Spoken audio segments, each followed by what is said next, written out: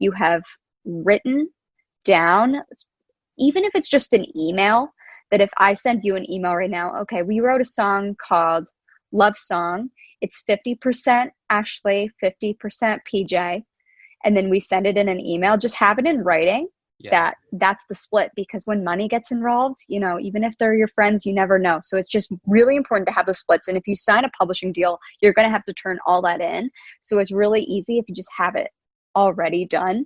But so that's what I would suggest for songwriters and producers, to start putting those split sheets together for their songs, so that everything is just, it's better to have it written down, but that's going to be the first step for a publishing deal, to just get everything in the system so that your team can start, going through them, seeing which songs are good for what. Your publishing team would hopefully set you up with some sessions, recording sessions with producers and writers that, fit your style, and maybe even artists. It really depends on what kind of level you're on yet.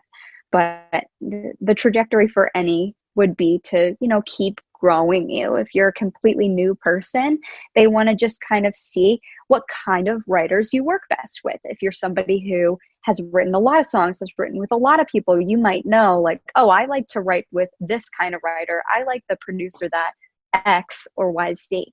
So that's kind of how a publishing deal would work on that front. Uh-huh. And for the other side of publishing, which is getting your music in important places like TV shows, movies, whatever. Say I wanted to start a publishing company, or someone listening wanted to start a publishing company right now. How would they do that? How would they have that element of it?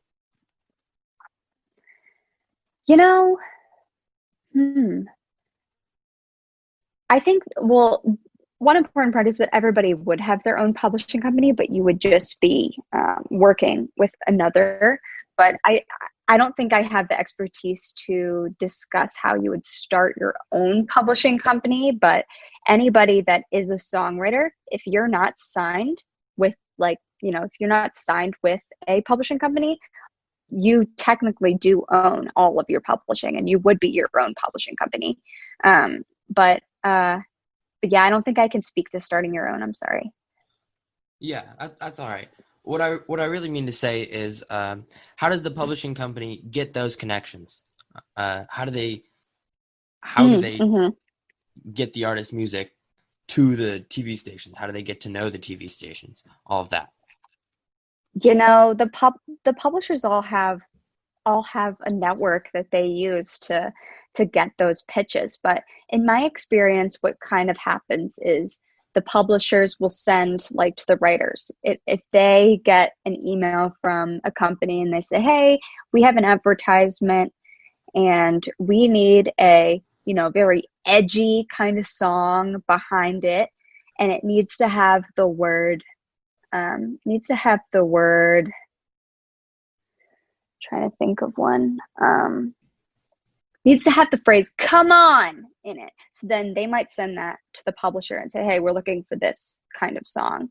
So the publishers would send it out to their writers, or they would look through their roster and see if they have any songs that fit that bill. So that's kind of how that would work. If it's, a car commercial that needs something like that, and then they would send their pitches back, and then hopefully one would stick.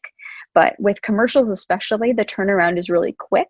So you wouldn't necessarily be able to write something specifically for it, because sometimes they need it in a matter of hours. So that's just one thing of, you want your team to know your music well. And that's why it's important to, I would suggest, wait to sign contracts until you find the people who will be your champion. You don't want to sign that first deal laid out for you just because it is one. You want to wait for that somebody, even if they don't know as many people. But if that person is going to know your songs in and out, know what you want, know what to do with them, know that song, that's way more important. So that's what I would suggest, especially to, newer or greener artists. It's really important to find somebody that is going to work with you and be your champion with you. Thank you. That's valuable. And then just one more thing. Mm-hmm. The management side of things. what is that like? What are your daily duties as a manager? So I was a day-to-day manager, which essentially means my boss and my colleagues were making a lot of the executive decisions on, okay, this is what we're going to be doing, and then I was the one who made sure that everything happened. I was the one who would be, booking travel to get to his filmings or booking studio time. I was the one that if he was going to do a interview on the radio, I would be the one calling the station and connecting that call. So it was a lot of, and you know what? It's really fun because every day was different, as the term day to day suggests. If Yeah. my artist is in Europe, then I kind of have to be on Europe time to make sure that, if they need me, I'm available. It depends on what level or where in the cycle they are. Are they recording? Are they in the sessions every day? So it's a little bit less stressful. Or are they, traveling on tour and coordinating with the tour manager and press opportunities? Are they going to, high profile events? Do they have auditions? So it was really fun because you really get to experience whatever the artist is, and you're really kind of on the ground doing it in real time. It's definitely not the kind of job that you can just turn off at the end of the day. Yeah. Your day doesn't really ever end. I agree with that. But if you love what you do and you love the artist, it doesn't really feel like work. If you get an urgent call at 9 p.m. and it's like, we missed a flight, or this didn't happen, this did happen, you need to be able to adapt. And it definitely was worth it because you really love what you do. That's great. Thank you very much. You have anything more to say? Any advice for people that want to do what you do?